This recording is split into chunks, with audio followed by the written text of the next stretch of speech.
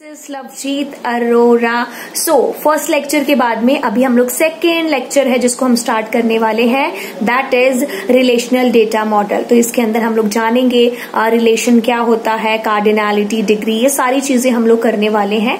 Then हम लोग फिर प्रोसीड करने वाले हैं नेक्स्ट जो लेक्चर आएगा उसमें कीज की तरफ। ओके, सो होपफुली आप लोग एंजॉय कर रहे होंगे सारे के सारे लेक्चर्स। सो प्लीज आप लोग लाइक भी करो एंड शेयर भी करो। तो चलिए स्टार्ट करते हैं लेक्चर। टेंटेड है।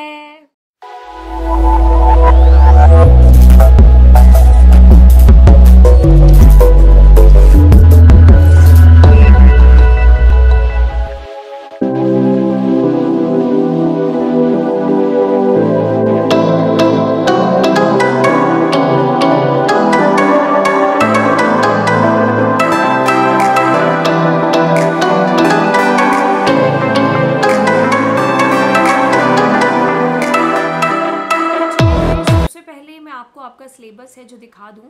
So this is our syllabus जो आपको सीबीएसई ने दिया है। अगर मैं ऊपर ऊपर ऊपर मूव करूं और ये दिखाऊं, so guys see there, this is class 12th computer science और आपका जो सिलेबस है ये आपका सिलेबस है, राइट। हम लोग अभी ये वाली जो यूनिट है इसको कर रहे हैं।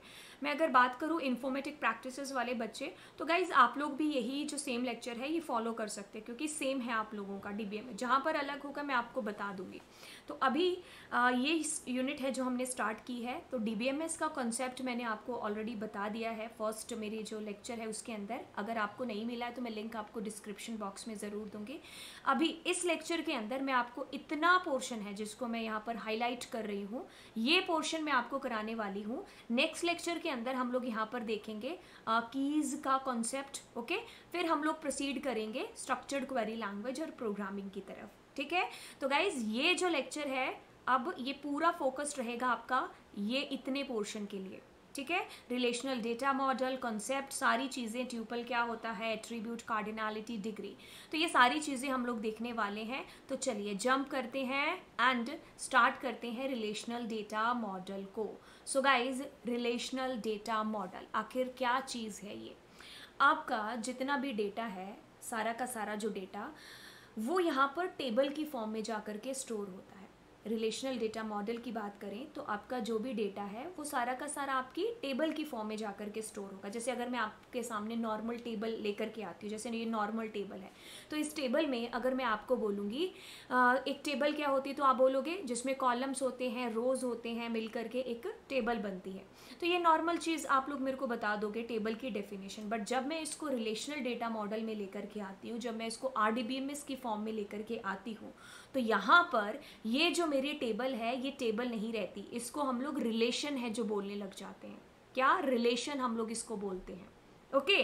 सो अगर रिलेशनल डेटा मॉडल की शुरुआत की बात करें तो ये जो पर्सन है टेड कोड आईबीएम के थे, तो इन्होंने इसकी जो शुरुआत है वो की थी, ओके। सो 1970s के टाइम से ही जो हमारा डेटा है, जो डेटा है उसके ऊपर काम होना स्टार्ट हो गया था, ओके। सो काम होना स्टार्ट हुआ था धीरे धीरे धीरे धीरे। अब जाकर के कितने सारे जो चेंजेस हैं हम लोगों को देखने को मिल रहे हैं कि आज की डेट में डेटा इज अ किंग, है ना। तो आप लोगों ने भी सुना होगा डेटा साइंस, कितनी सारी जॉब्स है जो निकलती है डेटा के ऊपर ही है, जो सारा का सारा काम हो रहा है क्योंकि आज की डेट में डेटा कितना सारा है ना।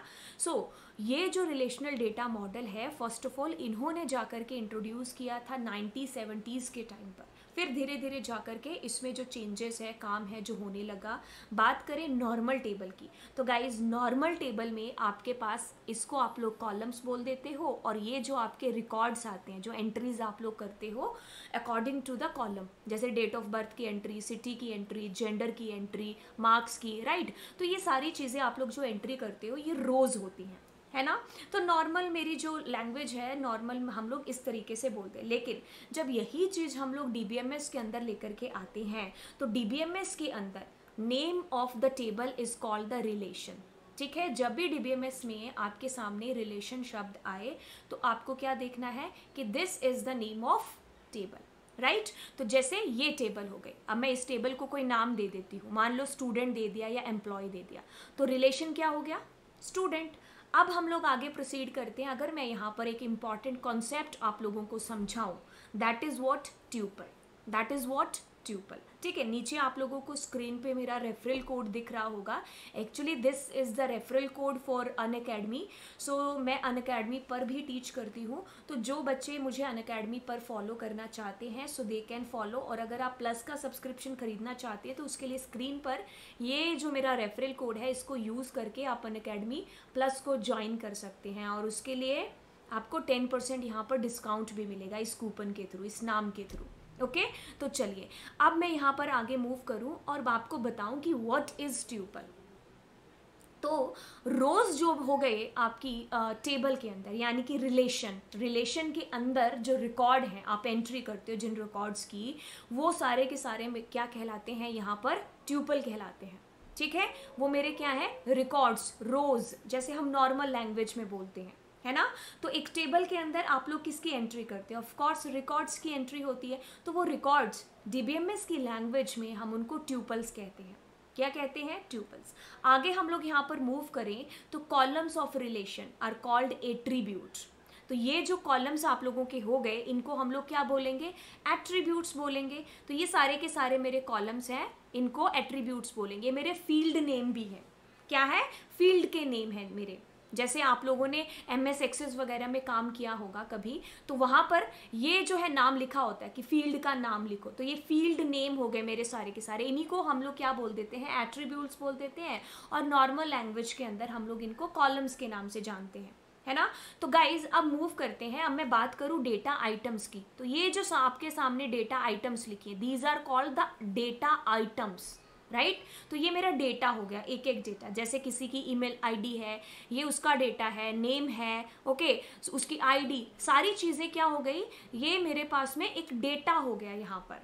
ठीक है, आगे हम लोग मूव करेंगे। अब मैं RDBMS को यहाँ पर और अच्छे से आपको समझा दूँ। तो ये जैसे ये मेरी टेबल बनी हुई है ना। तो इस टेबल के अंदर अगर मैं आपसे पूछूं कॉलम्स क्या है या फिर फील्ड या एट्रीब्यूट्स के बारे में पूछूं, तो आप लोग बोलोगे name, father name, city, age, salary, ये सारी की सारी चीज़ें क्या है मेरे पास में, कॉलम्स हो गए।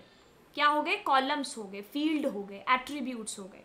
बात करूं यहाँ पर मैं रिलेशन की। So the name of column is called the relation. Okay, अगर मैं यहाँ पर देखो रिकॉर्ड्स के बारे में बात करती हूँ, टिक टिक टिक टिक, ये सारा क्या है, मेरे पास रिकॉर्ड है। इसी को ही मैं रो बोल सकती हूँ, इसी को ही हम लोग ट्यूपल बोल सकते हैं, और डीबीएमएस की लैंग्वेज में हम इसको बोलते ही ट्यूपल है, राइट। तो ये सिंपल चीज़ें हैं जो आपको ध्यान में रखनी है। अब बात आती है डिग्री और कार्डिनैलिटी की, राइट। मेरी फोटो की वजह से आई थिंक आपको ये पीछे जो लिखा हुआ है दिखाई नहीं दे रहा होगा। सो एक सेकेंड, हाँ,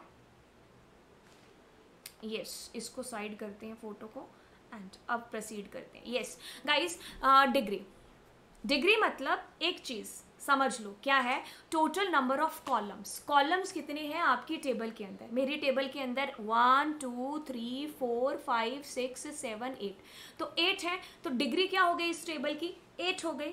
अब कार्डिनैलिटी से क्या मतलब होता है, total number of records, total number of rose, total number of tuples, right. तो अब इसके अंदर कितने रिकॉर्ड्स की एंट्री तुमने की है, मैंने इसमें 2 रिकॉर्ड की एंट्री की है, तो ये क्या होगी, कार्डिनैलिटी हो गई। हम क्वेश्चंस करेंगे तब और ज़्यादा क्लियर हो जाएंगे, मतलब जब आप क्वेश्चंस को अटेम्प्ट करोगे तब आपको रियली में आप खुद बता पाओगे। अभी इतनी ज़्यादा टफ चीज़ तो है नहीं, आपको समझ में आ ही रहा होगा कि टोटल नंबर ऑफ जो मेरे पास में यहाँ पर एट्रीब्यूट्स हैं, these all are called degree, right. बात करूँ मैं टेबल की, तो टेबल मेरे क्या हो गए, रिलेशन हो गया यहाँ पर। कॉलम क्या हो गया, ऑल्सो कॉल्ड द एट्रीब्यूट्स और फील्ड। बात करूँ रोज की, तो रोज मेरी क्या हो गई, ट्यूपल्स हो गए, और जो रिकॉर्ड्स हैं मेरी टेबल के अंदर, राइट। तो ये सिंपल सी चीज़ है यहाँ पर। अब बात करते हैं यार डोमेन की, कि डोमेन क्या चीज़ है।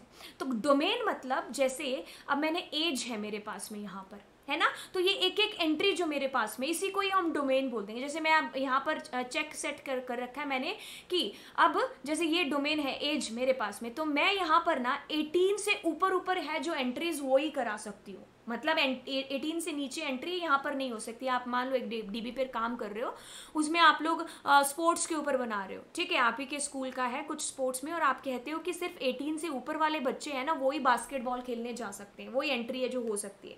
तो अब मैं यहाँ पर चेक मैंने सेट कर दिया, तो ये डोमेन हो गया। डोमेन के अंदर अब तुम्हारी एंट्रीज क्या हो जाएंगी मेरे पास में कि हाँ 18 से ऊपर है, मैं एंट्रीज है यहाँ पर कर सकती हूँ। जैसे अभी मैं एक और एग्जांपल देके समझाती हूँ आपको कि डोमेन मेरे पास हो क्या हो गया, एक पूल ऑफ वैल्यूज हो गया। कि जैसे मेरे पास यहाँ पर डोमेन की वैल्यूज क्या हो गई कि medical, humanity, commerce, non medical. अब ना कोई बंदा जो आएगा जो भी मान लो मैकेनिकल वाला आता है, तो वो अब यहाँ पर उस स्ट्रीम को चूज नहीं कर सकता, क्योंकि यहाँ पर मेरे डोमेन की वैल्यूज क्या है, सिर्फ मेडिकल हो गया, ह्यूमैनिटीज हो गया, कॉमर्स हो गया और नॉन मेडिकल हो गया। वैसे ही यहाँ पर इस एग्जाम्पल में भी डोमेन की वैल्यू मैंने सेट कर दी, तो अब मेरे पास में जो भी एंट्री होगी ना वो 19, यानी कि 19 या 19 से ऊपर, 18 या 18 से नीचे नहीं हो सकती एंट्री एज की, ठीक है। तो अब ये जो डेफिनेशन है इसको आप लोग लिख सकते हो, that is the best definition. Okay, so चलिए आगे हम लोग मूव करते हैं। So a domain is a unique set of values permitted for an attribute in a table. So जैसे कि एक डोमेन हो गया मेरे पास में, month of year can accept, जैसे जनवरी, फरवरी, इसके अलावा तो कोई और पॉसिबिलिटी नहीं हो सकती ना, इसके अलावा तो हम कोई एंट्री कर ही नहीं सकते। तो ये मेरे पास डोमेन ऑफ मंथ हो गया, है ना। अगर आगे देखें तो जैसे मार्क्स है, मार्क्स कभी भी आप लोग ये नहीं कहते कि मेरे -100 आए हैं, या 0 से लेकर के 100 के बीच में या आपके जो नंबर है वो आएंगे। अब मैं यहाँ पर कोई ऐसी एंट्री नहीं कर सकती जो 0 से कम हो और 100 से ज़्यादा हो। तो ये मेरे पास डोमेन ऑफ वैल्यूज यहाँ पर क्या हो गई, इंटीजर वैल्यूज एक्सेप्ट होंगी, ठीक है। So age can't be negative. Age है जैसे हम कर रहे हैं, जैसे मैंने कोई भी डेटा एंट्रीज की, तो एज है, एज कोई भी मैं नेगेटिव नहीं डाल सकती, माइनस में एज नहीं डाल सकती। तो यहाँ पर मेरे जो डोमेन हो गया, डोमेन क्या हो गया, अ domain is a unique set of values permitted for an attribute in a table. Okay, चलिए आगे हम लोग यहाँ पर रिलेशंस की प्रॉपर्टीज को देख लेते हैं। सो रिलेशन मतलब टेबल की प्रॉपर्टीज को। सो एक टेबल के अंदर हमारे पास में जितनी भी रोज हैं, ऑफ कोर्स वो डिस्टिंक्ट होनी चाहिए। फिर वो टेबल बनाने का मतलब ही क्या कि अगर आप उसके अंदर डुप्लीकेसी करोगे, ठीक है, तो डिस्टिंक्ट होनी चाहिए। बात करें यहाँ पर नेक्स्ट रिलेशन प्रॉपर्टी की, so order of rose and column immaterial. इससे क्या मतलब हो गया कि जो ऑर्डर है, जैसे कि अब यहाँ पर कोई सेट नहीं है कि आपका पहले रोल नंबर आएगा, फिर नेम आएगा, फिर फादर नेम आएगा। आप यहाँ पर अपनी मर्जी से पहला जो एट्रीब्यूट है उसको फादर नेम भी बना सकते हो, देन मदर्स नेम, आपके ऊपर डिपेंड करता है। यहाँ पर कोई ऑर्डर फिक्स नहीं है, रोज में पहले ये रोज आएंगी फिर वो वाली रोज आएंगी, ऐसा ऑर्डर फिक्स नहीं है। बात करें अ रो, for a row a column cannot have more than one values. of course जैसे मान लो अब मैं अपना एक रिकॉर्ड है, मेरी एंट्री हुई है लवजीत, ठीक है। अब मेरे पास में मान लो सब्जेक्ट है बायोलॉजी है, ठीक है। अब मेरे पास एक और सब्जेक्ट है, मान लो आईपी है, ठीक है। तो अब मैं यहाँ पर क्या कर रही हूँ कि एक ही साथ मेरे पास दो एंट्रीज है जो यहाँ पर हो रही है। तो एक रिकॉर्ड के लिए एक ही एंट्री है जो यहाँ पर एक्सेप्ट होगी, राइट। तो ऐसा नहीं हो सकता कि दो तीन एंट्रीज है जो आप यहाँ पर करो।